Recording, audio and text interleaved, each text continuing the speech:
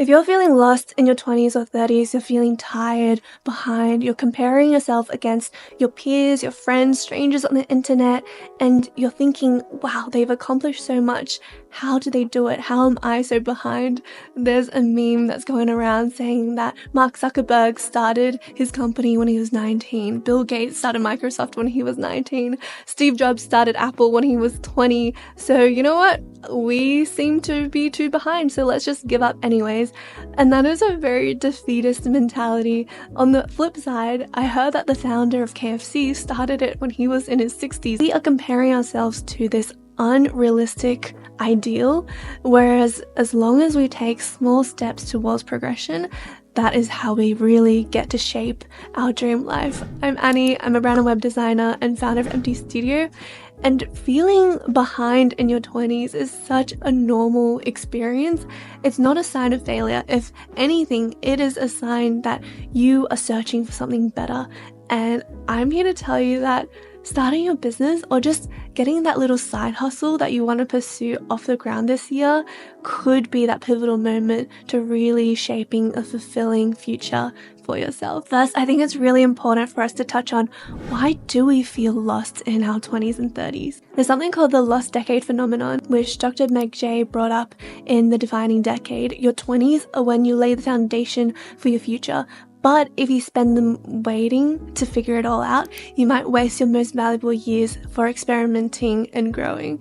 And I also really love Ali Abdaal's take on this, where he says that feeling lost, it's often a sign that you're stuck in passive mode, waiting for direction instead of taking action. And this is what's called the hidden cost of drifting. Drifting is when you're in the state of aimlessness, of limbo. Maybe you're between jobs, you're between university and a full-time career, or you've decided to leave your job to pursue something else, but you don't yet know what that is. The thing is, the longer you feel lost, the harder it is to build that momentum to take action. The first step to change is to find the right direction. And I found the most effective framework is the Ikigai method. Ikigai, which you might already be familiar with, is this Japanese framework. It means your reason for being. It is the motivation for you to wake up in the morning and get out of bed. It is your purpose. And your Ikigai sits at the intersection of 4 different spheres: what you love, what you're good at, what the world needs, and what you can be paid for. And why this is a super powerful framework for people who are feeling lost is because it doesn't ask you that generic question of what are you passionate about. Instead, it finds alignment between all of these different sectors, between your interests, your skills, and all these opportunities. And Dr. Adam Grant puts it really well. He's an organizational psychologist. He says that the most fulfilling career comes from combining what excites you with what solves a real problem. Right now, pause this video, go bring out your pen and paper, and draw these 4 intersecting circles and brainstorm. But remember not to rush. If you're trying to find your life's purpose, take it slow, take it easy, and really be intentional with it. But here's the thing, figuring out your Ikigai, that's just the first step. What is really critical is understanding how you can actually monetize your passion and your skill. And if you're familiar with my channel, this is exactly what I talk about, which is why I've actually gone ahead and planned out this 10K masterclass where I guide you towards how to find your passion, how to monetize it, how to turn it into a premium service that you can sell to high-ticket clients and get to your first 10K month. This isn't just theory, this is the exact step that helped me get to over 130K just last year, making consistent 10K a month, and I want to share it with you live. So be sure to scan the QR code on the left or follow the link in the description box below, and I'd love to see you there. Now let's dive into why I firmly believe starting your own business is a true antidote to feeling lost in your 20s or 30s. Number 1 is because it forces you to take control of your life. When you work for someone else, the work and the path in front of you is literally set out for you. There's a ceiling at every step. As a junior designer, you can only make so much, then you progress to a midweight designer, then a senior designer, and then you kind of reach that cap.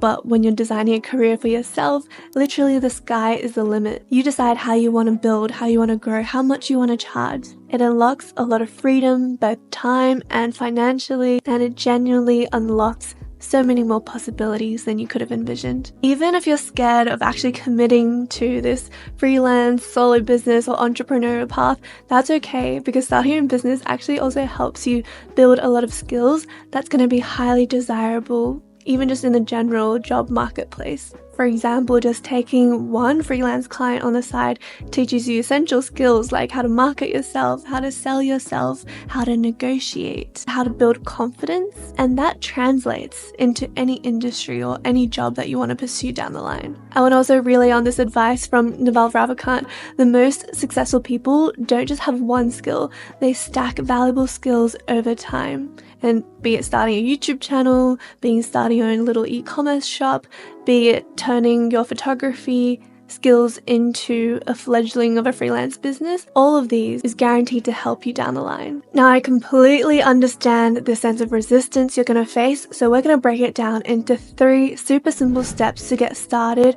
No matter how lost or behind or tired you feel, we're going to get you going today. Step 1, to make things super clear and easy, is to stop focusing on finding your passion, but instead on solving a problem. Instead of asking, what do I love, which is so broad and big, ask, what problems can I solve for people? The best businesses, they start by solving small, simple problems in a way that actually brings value to other people. Step 2 is to start small and treat it like an experiment. Dr. Carol Dweck, a growth mindset researcher, said that the best way to find your path is to treat it like an experiment. Start with one client, one offer, one service, and just start experimenting. You can start by charging a slightly lower ticket and build as your confidence and experience grows. You'll be surprised that you don't need a perfect plan.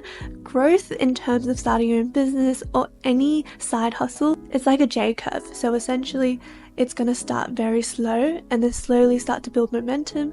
And then one day you're going to look back and realize, oh my God, now I have multiple clients. I'm getting paid 6 figures a year, and you'll be surprised how much you can accomplish. People always say this, but you overestimate how much you can accomplish in a year, but you underestimate how much you can accomplish in 5 or 10. Step 3 is a tip that is scary but highly effective, which is to build in public and stay accountable. Remember, you are not alone, so share your progress, find a community, document your journey. That is the best way to stay consistent, is to surround yourself by people who's also on the same path that will cheer you on and also motivate you to continue to pursue this path, which is exactly why I started this very small, intimate Facebook group community called Solopreneur Network. If you're someone who wants to get your side hustle off the ground, if you're a freelancer, we have a very lovely community of people who are there to always answer your questions, to help you share resources, even share clients. Scan this QR code on the left if you want to join. It's absolutely for free, and I'll be there myself to welcome you. Finally, this is my last message to anyone that's feeling stuck. We've all been there, but you don't need to wait for clarity to take action. Instead, it's the opposite. You need to take action to create clarity. You might realize, oh, actually, I do not want to go down this path. Or you might realize, actually, this feels really good. I'm going to continue pursuing it. Start that business, start that side hustle. I know you're really craving to do something more with your life. Stop spending all of your time building someone else's dreams and start to do it for yourself. If you found this video helpful, then I'm sure you're going to love this one on the left, where I also dive into how to create a business and a life that you genuinely love. If you enjoy listening on the go, we also have a podcast called the Brand Creative Podcast. Thank you so much for tuning in, and I'll see you in the next one. Bye.